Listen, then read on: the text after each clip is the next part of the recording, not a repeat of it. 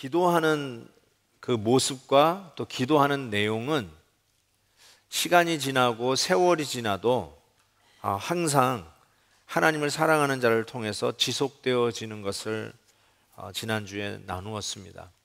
이 기도하는 가운데 하나님이 주시는 은혜가 오늘 본문에서는 더 강하게 드러나고 있습니다. 기도하는 자에게 주시는 하나님의 은혜가 무엇일까? 몇 가지로 생각해 보기를 원하는데요. 처음으로 다가오는 은혜는 하나님이 우리의 기도를 반드시 들으시는 분이라는 것을 확인하게 됩니다. 다니엘이 이 하나님이 우리의 기도를 즉각 응답하시는 일에 놀랐습니다. 하나님은 우리의 기도의 부르짖음에 즉시로 반응하고 계시다는 것입니다. 얼마나 빨리 반응하는가? 21절에 보니까 가브리엘 천사가 빨리 날아왔다라고 하는 이 빨리, 그만큼 하나님이 급하게 즉시로 응답하시는 그 뉘앙스를 우리에게 가르쳐 주고요. 그러면서 가브리엘이 이렇게 하죠. 다니엘이 기도를 시작할 즈음에 명령이 내려졌다라고 이야기합니다. 기도할 때에 기도가 끝날 때까지 무슨 기도하는가 기다리시는 게 아니라 기도할 때에 즉시로 가브리엘 천사가 날라 그 하나님께서 우리의 기도에 응답하시기 위해서 행동 계시를 시작하신다라고 말씀하고 계십니다. 기도 응답이 우리의 기대 이상으로 오래 걸릴 수 있죠. 실은 그게 대부분 우리가 기도하면서 응답을 기다리는 자들의 경험이라고 저는 생각합니다. 저만 생각해도 그래요. 내가 기도하는 것에 대해서 응답이 내 기대보다는 늦는 것 같아요. 그럼에도 불구하고 여기서 오늘 여러분이 꼭 기억해야 될 것이 무엇이냐면 응답이 늦게 온다 할지라도 하나님은 여러분이 기도하는 그 순간에 즉시로 행동 계시를 하고 계시다는 사실이에요. 듣고 계시고 움직이고 계시다는 사실이에요. 이사야 선지자가 이런 말씀을 했어요. 내가 하나님의 말씀이 하시는 거다. 하나님이 직접 말씀하시는 하나님이 너보다 앞서가서 험한 것을 평탄하게 하며 논문을 쳐서 부수며 쇠 빗장을 꺾고, 하나님은 항상 우리보다 실은 앞서가시는 분이세요. 우리들의 기도 속에 즉시로 응답하시는 그 하나님의 모습을 볼 수 있습니다. 여러분 기억하십시오. 여러분이 무릎을 꿇을 때에 그때 하나님은 즉시로 행동 계시하신다는 것을 기억하시기 바랍니다. 또 하나 이 기도 중에 주시는 은혜는 오늘 본문에 그냥 지나칠 수 있는 부분인데 이렇게 적혀져 있는 게 제 눈을 떠나지 않았습니다. 저녁 제사 즈음에 주신 은혜였습니다. 23절에 다니엘은 크게 은총을 입은 자라고 이야기하면서 얼마나 이 다니엘에게 큰 용기를 격려하고 계십니까? 그런데 이 기도의 응답이 언제 오냐면 다니엘이 저녁 제사를 드릴 즈음에 왔다는 사실이에요. 저녁 제사, 유대인의 시간 개념으로 볼 때는 저녁이 하루의 시작이니까 첫 예배예요. 매일 상번제로 하루 아침 저녁으로 2번씩 예배를 드렸던 다니엘을 생각해 보면, 여러분 실은 다니엘은 청년 시절에 바벨론을 포로되어 잡혀온 이후로 한 번도 성전 예배를 드린 적이 없을 겁니다. 한 번도.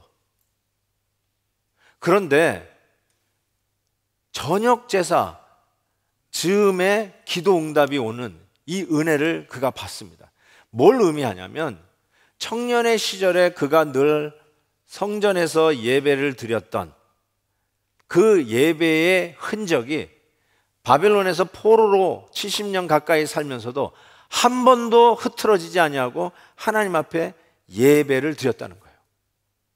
성전에서는 예배 드리지 않았지만 성전에서 드렸던 그 예배를 포로로 잡혀온 그 순간에도 늘 하나님 앞에 나가 기도했다는 것이죠. 그것이 바로 왕의 조소가 있음에도 불구하고 창문을 열고 하루에 3번씩 그가 기도했던 이유이기도 했습니다. 그런데 기도하는 가운데 그에게 주어진 은혜가 그 바로 예배를 드리던 첫날 첫 시간을 늘 예배와 함께 하나님 앞에 예배드렸던 그 즈음에 하나님이 은혜를 주셨다는 거예요. 전 이게 자꾸 마음에 머물고요. 말씀 묵상이 더 진전이 안 돼요. 여기에서 주시는 은혜가 컸기 때문에 그렇습니다. 어렸을 때 하나님 앞에 드렸던 그 예배의 시간이 그가 노인이 되어 백발이 성성한 그 순간에도 여전히 그 시간에 하나님 앞에 무릎 꿇고 기도하는 자가 되어 있었다는 사실입니다. 시편 137편에 이런 표현이 있어요. 예루살렘아 내가 너를 잊을진대 내 오른손이 그의 죄주를 잊을지로다. 못 잊는다는 뜻이죠. 내가 예루살렘을 기억하지 아니하거나 내가 가장 즐거워하는 것보다 더 즐거워하지 아니할진대 내 혀가 내 이천장에 붙을지로다. 그럴 수 없다는 거예요. 잊을 수가 없다는 거예요. 다니엘이 그 예루살렘에서 하나님 앞에 예배 드렸던 그 은혜와 그 감격과 그 몸의 흔적들을 여전히 지니고 이방 땅에서 하나님 앞에 아침 저녁으로 늘 예배했던 그 다니엘. 그 다니엘이 그 늘 기도하던 그 시간에 하나님의 응답이 찾아오고 있었다는 사실이에요.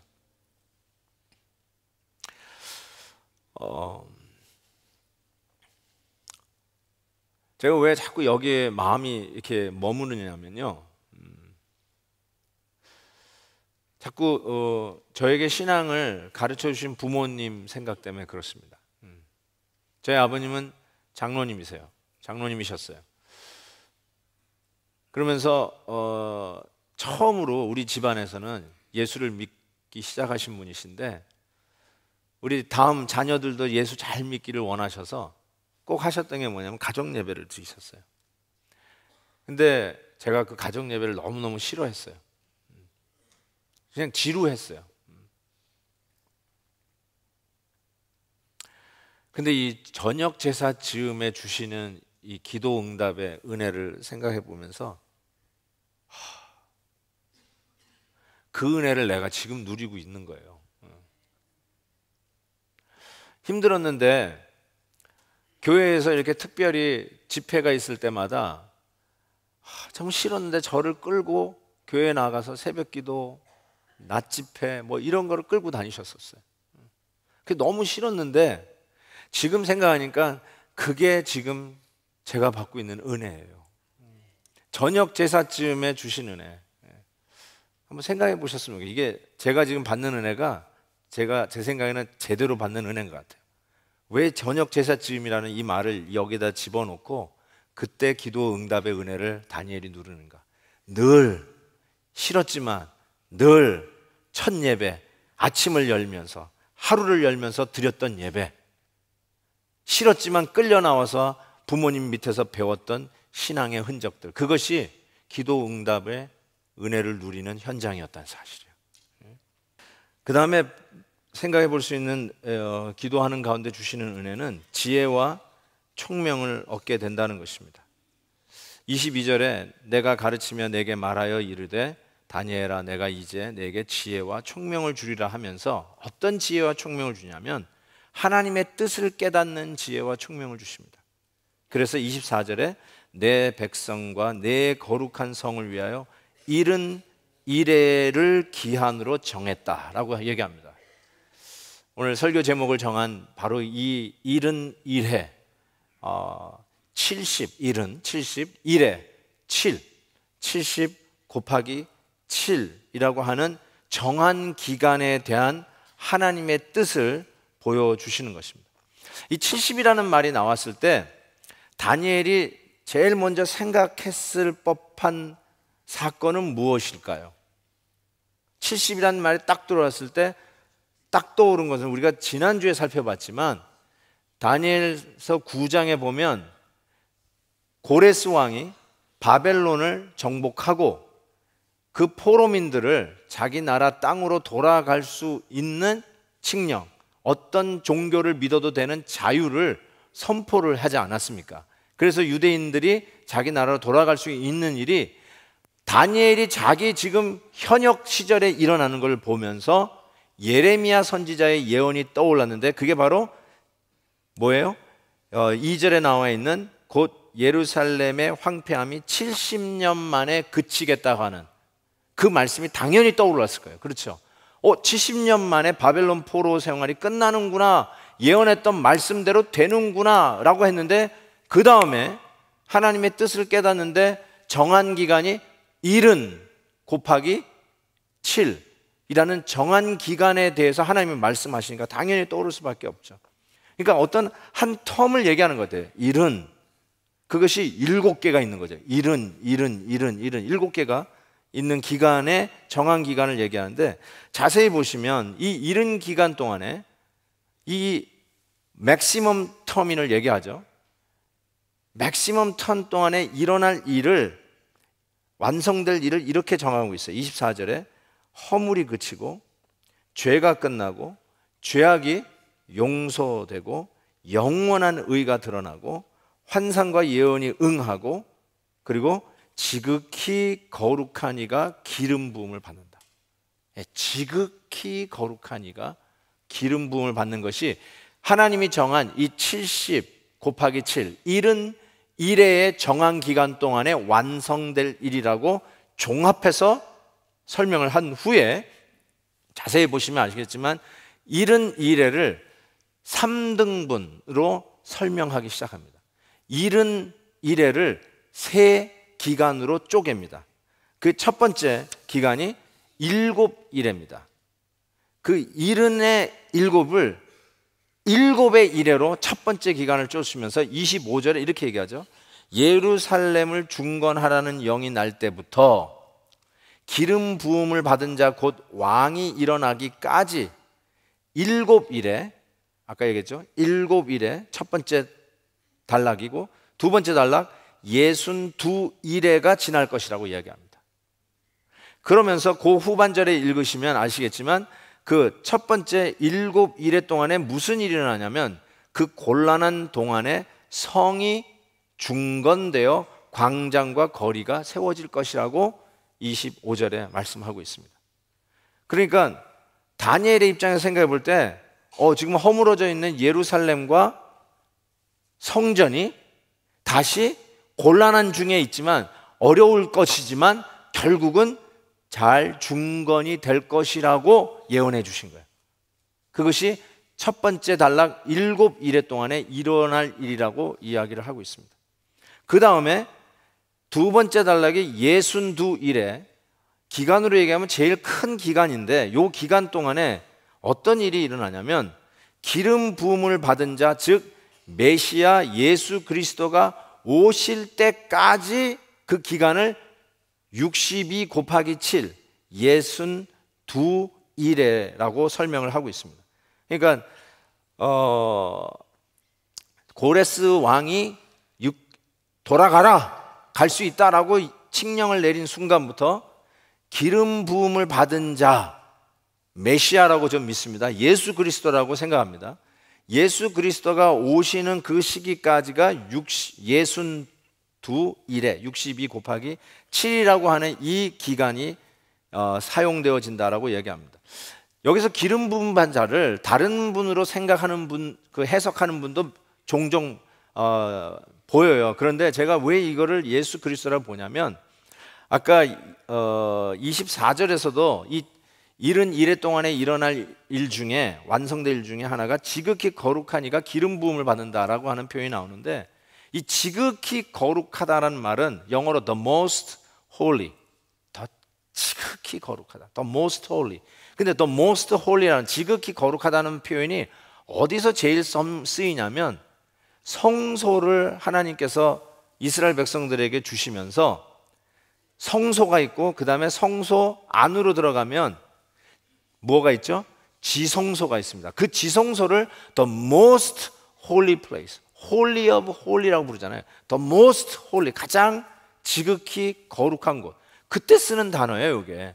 그 가장 지극히 거룩한 지성소와 같은 그 곳에 기름 부음을 받은 자라고 하는 이 표현을 썼는데, 이 표현을 요한 사도가 요한복음에서 그대로 가지고 옵니다.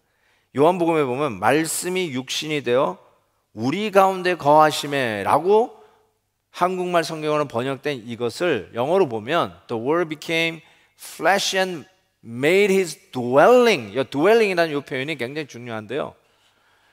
제가 가로 열고 성소라고 썼는데 원어에는 tabernacle, 성소 이렇게 돼 있어요. 예수님이 지극히 거룩한 지성소와 같으신 그 예수님이 우리에게 오셔서 우리 가운데 당신이 지성소가 되셨다, 그 뜻이에요. 당신이 가장 거룩하고 지극히 거룩한 그 분이 되셨는데, 그분이 기름 부음을 받아, 메시아라는 말이 기름 부음을 받았다는 거거든요. 사명을 받아 우리 가운데 오셨다라고 설명하는 걸 봐서 오늘 본문에 나오는 이 기름 부음을 받은 자가 오기까지 62 곱하기 7, 62일에가 걸린다는 것은 당연히 예수님 오실 때까지를 표현한 내용이라고 보는 것이 옳다고 저는 생각합니다. 그리고 나서 이제 예수님이 오시고 나서 이제 마지막 한 일에, 일은 7일에 62일이니까 하나 남았잖아요. 그래서 마지막 한 일회가 남았어요. 70일회 중에 마지막 한 일회, 상대적으로 보면 굉장히 짧게 느껴지는데 실질적으로는 제일 길어요. 그렇죠? 왜 그런지 보여드릴게요. 이 마지막 한 일회를 이렇게 얘기했어요. 62일회 후에, 그렇죠? 이제 69가 끝난 후에 마지막 한 일에 들어가면 무슨 일이 일어나냐면 기름 부음을 받은 자가 끊어져 없어질 것이요. 아까 그 기름 부음 받은 메시아가 끊어져 없어질 것이요 라고 했어요. 그리고 장차 한 왕이, 백성이 와서 그 성읍과 성소를 무너뜨리려니와 그 마지막은 홍수에 휩쓸림 같을 것이며 또 끝까지 전쟁이 있으리니 황폐할 것이 작정되었다, 이렇게 얘기합니다. 여기서 끊어진다는 말이 무슨 표현일까? 이것도 역시 이사야 선지자의 말을 그대로 그 쓰는 단어를 가져왔는데, 이사야 선지자에 보면 살아있는 자들의 땅에서 끊어지는 고난의 주 메시아를 예언하고 있어요. 그 끊어진다는 말을 그대로 가져와서 기름 부음 받은 자가 끊어진다는 말은 예수 그리스도가 십자가에서 죽으실 사건을 예언하고 있습니다. 그리고 나서 예수님 십자가에 죽으신 사건이 있은 후에 장차 한 왕의 백성이 성소와 성읍을 무너뜨린대요. 보세요. 아까 첫 번째 7일에 하나님 주신 예언은 어렵지만 예루살렘과 성전이 재건될 것을 다니엘에게 예언해 주셨어요. 그런데 재건된 그 성전이 다시 무너질 거라고 말씀을 하고 있는 것입니다. 언제 무너지죠? 주후 70년, 나중에 아우구스투스 로마 황제가 되는 그 당시 디도 장군이 예루살렘과 그 성전을 돌이 돌 위에 하나도 남김없이 전부 무너뜨립니다. 여러분, 그게 주후 70년인데 세계사로 잠깐 돌아가시면 주후 68년에 여러분이 잘 아는 네로 황제가 자살을 합니다. 자살은 뭐 이후에 여러 가지 얘기가 있지만 어쨌든 세계사는 그가 자살했다고 기록되어 있습니다. 68년에 자살을 했는데 그때 베시파니우스라고 하는 아까 얘기한 디도 장군의 아버지가 이 팔레스타인 지역에서 봉기를 일으켰던 소위 열심당파, 예루살렘 열심당파들이 있어요. 젤롯이라고 부르는, 그 질이라고 얘기할 때 그 젤롯 열심당파들이 소위 봉기를 일으키니까 로마가 그걸 봐줄 수가 없잖아요. 그래서 이 베스티니우스한테 가서 정복하라 해가지고 군대를 통해서 가요. 그때 아들 디도하고 같이 가죠. 타이투스, 디도하고 같이 가요. 근데 68년에 네로 황제가 자살을 한 거예요. 그러면서 새 황제가 막 바뀝니다. 그리고 그때 에도 불구하고 그 디도 장군의 아버지가 드디어 군대를 가지고 로마로 귀환하죠. 마치 위화도 회군처럼 군대를 가지고 로마로 가서 황제로 등극하게 됩니다. 그리고 그 아들이 남아가지고 주후 70년에 이스라엘을 완전히 붕괴하고 특별히 성전을 다 무너뜨리게 되는 것입니다. 그리고 나서 아버지가 이제 황제가 된 로마로 개선장군 같이 들어가는데, 로마 가보신 분은 알지만 로마에 저 개선문이 서 있습니다. 저 개선문의 이름이 바로 로마의 타이터스 개선문, 디도 장군의 개선문입니다. 저 개선문, 이거를 보신 분은 정말 로마를 잘 갔다고 생각합니다. 근데 저걸 못 본 분은 로마를 가봤자 순 허탕을 친 분들인데, 저 괴소문 안에 저 벽화를 보셨어야 돼요. 괴소문 안쪽에 저게 새겨져 있어요. 저 보세요. 뭐가 보이냐면 바로, 그렇죠, 예루살렘 성전에 있었던 금촛대, 저 메노아를 들고, 저게 상징 아니에요. 저걸 들고 오는 거예요. 그러니까 예루살렘을, 그 성전을 완전히 붕괴한 디도 장군이 저걸 들고 로마로 개선 장군처럼 돌아오는데 그 개선문에 저게 새겨져 있어요. 27절에 보면 이 마지막 한 일회에 일어날 일을 또 이렇게 적고 있어요. 여기 이제 그가 나오는데 요게 중요합니다. 그가가 도대체 누구냐는 거예요. 여러분 생각하면서 한번 읽어보세요. 그가 장차 많은 사람들과 더불어 한 일회 동안에, 마지막 한 일회죠, 언약을 굳게 맺고, 이 그가가 누군지 또 생각해 보세요. 그 일회의 절반에, 중간에 in the middle of 그 seven, 제사와 예물을 금지할 것이며, 이렇게 썼어요. 그리고 뒤에 포악하고 가증한 것이 날개를 의지하여 설 것이며 또 미리 정한 종말까지 진노가 황폐하게 하는 자에게 쏟아지라 하였느니라. 저의 이해는 이 전반부는 예수 그리스도, 저 그가 예수 그리스도라고 저는 봅니다. 후반부는 이 마지막 때에 이 하나님의 나라를 멸망시키려고 애쓰는 악의 잔인한 세력들을 그려내고 있습니다. 제가 왜 이렇게 표현하냐면, 저 그가가 한국 분들에게는 이 번역이 이야기했듯이 금지라는 말 썼어요. 예물을 금지. 근데 영어로 보면 뉘앙스가 좀 다릅니다. He will put an end. NIV나 그렇고 ESV 성경도 end라는 말 썼어요. 끝냈다는 거예요. 금지라는 말보다는 완성, 온전케 확실하게 끝냈다는 뜻이에요.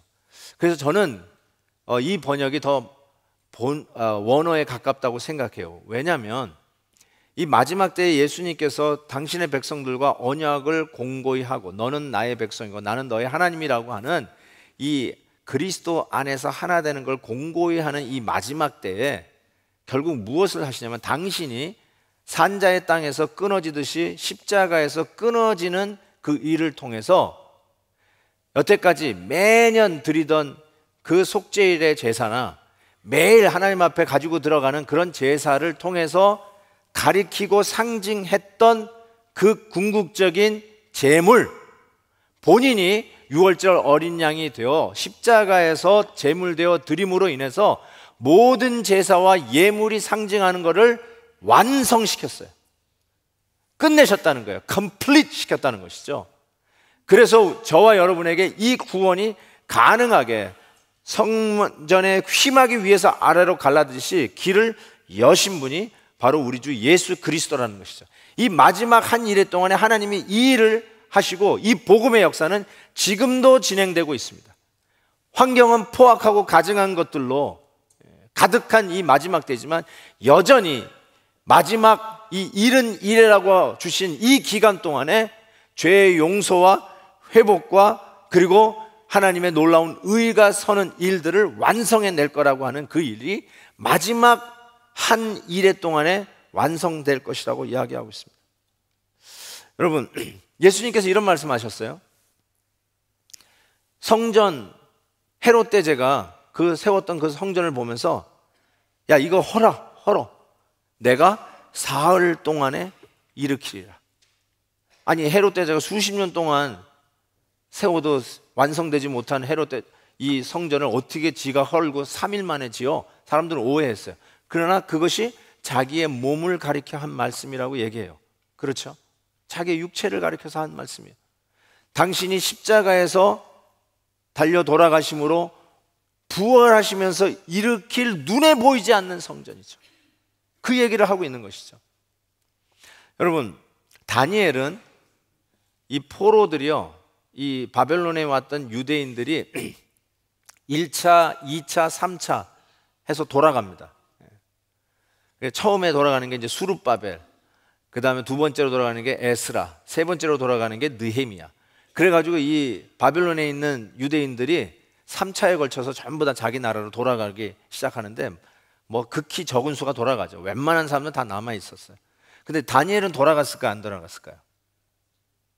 다니엘은 돌아갔을까 안 돌아갔어요? 여태까지 보는 거 봐서는 돌아갔을 법한데 다니엘은 안 돌아갔습니다. 왜 안 돌아갔을까요? 다니엘이야말로 생각해 보세요. 예루살렘을 향해서 70년 동안 창문을 한 번도 하루도 빼지 않고 하루에 3번씩 열고 기도했어요. 그 일 때문에 죽을 뻔했어요. 아침과 저녁으로 상번제를 하나님 앞에 예배 드리는데 그 첫날을 여는, 하루를 여는 그 저녁 제사쯤에 늘 기도의 응답과 하나님의 임재를 체험했던 자예요. 그 성전의 예배가 얼마나 그리웠을까. 하나님께 이 느지막해 우리를 자유를 주셔서 내가 그 성전 지어지는 걸 보고 눈을 감게 하려나 보다 생각하고 얼마든지 돌아갈 수 있었을 거 아니에요. 자기가 고위 관직이 되어서 봉급이 많은 이 직장을 버리고 가는 게 뭐해서 그냥 있었다고요? 아니요. 가장 가고 싶었던 자, 하나님의 성전이 다시 세워지고 옛날의 그 위용을 다시 찾는 모습을 다니엘이 얼마나 보고 싶었을까. 그런데 다니엘은 안 돌아갔어요. 왜 안 돌아갔을까? 많은 분들이 조심스럽게 그 일을 이야기하지만 저는 생각하기에 바로 이 71회의 비전 때문에 안 돌아갔다고 생각해요. 71회의 비전이 뭐예요? 하나님이 이 71회의 비전을 통해서 다니엘이 정말 보기를 원했던 것이 뭐였을까요? 너 그 다시 세워지는 거 보고 싶지? 돌아가. 그렇지만 여러분 71회의 비전에 그 다시 세워지는 성전이 무너질 걸 얘기하잖아요. 그거 다시 무너진다. 다시 무너질 걸 얘기하고 있잖아요. 뭘 정말 보기를 원하셨을까요? 사람의 손으로 지은 성전이 아닌 예수 그리스도께서 내가 사흘 만에 다시 세우리라, 산자의 땅에서 끊어지며 십자가를 지셨던 그 예수 그리스도가 다시 세우실 그 영원한 하나님의 나라의 건설을 보기를 원하셨죠. 사람이 만든 건축물 보려고 다니엘에게 이 비전을 주신 게 아니라 이 세상은 로마도 무너질 것이고 지금 이 바벨론도 무너질 것이고 페르시아도 무너질 것이고 로마도 무너질 것이지만 하나님의 나라는 영원할 것이라는 것, 그거 보라는 것이죠. 전 그래서 다니엘이 이것 때문에 후퇴어 이스라엘 다시 예루살렘으로 가지 않았다라고 생각합니다. 무너질 거예요. 진짜 우리가 봐야 될 게 하나님의 나라요, 이 복음으로 세워질 보이지 않는 하나님의 교회, 하나님의 나라를 오늘도 땅끝까지 이르러 확장시키는 이 사명 속에 세워진 하나님의 영원한 나라, 교회, 이 교회를 보기를 원하셨던 것이죠. 여러분, 우리가 예수 믿는 게 나 하나 일신이 안녕하고 나 하나 건강하고 우리 가족 잘 되는 어떤 이런 기복적인 차원에서 예수 믿는 게 아니라는 거죠. 내가 출세를 해가지고 드디어 예루살렘에 돌아가가지고 내가 내 헌금 가지고 예루살렘 성전 한번 번듯하게 다시 한번 세워보는 게 내 꿈이요 비전이, 그게 신앙생활의 꿈이 아니라 하나님이 오늘도 나를 위해서 산자의 땅에서 끊어질 정도로 십자가에서 끊어져 지시고 나를 통해서 보이지 않는 하나님의 나라를, 영원한 나라를 세워가는 바로 그것을 보여주시는 것이죠. 하나님께서 여러분들에게 오늘도 주시는 은혜가 저는 이것이라고 생각해요. 여러분, 우리 이 꿈을 꾸면서 사십시다. 예수 믿으면서 우리 사업 잘 되면 좋겠다, 예수 믿으면서 그냥 몸이나 건강했으면 좋겠다, 이런 자기 기복적인 신앙이 우리의 전부가 아니라 오늘도 이 말씀을 통해서 우리에게 보여주신 하나님의 비전, 진정 하나님의 나라가 확장되고 영원히 멸망하지 않을 하나님의 나라가 우뚝 주님의 몸된 교회를 통해 서기를 원하나이다. 그 일에 헌신하고 그 일에 달려가는 저와 여러분이 되시기를 주의 이름으로 축복합니다.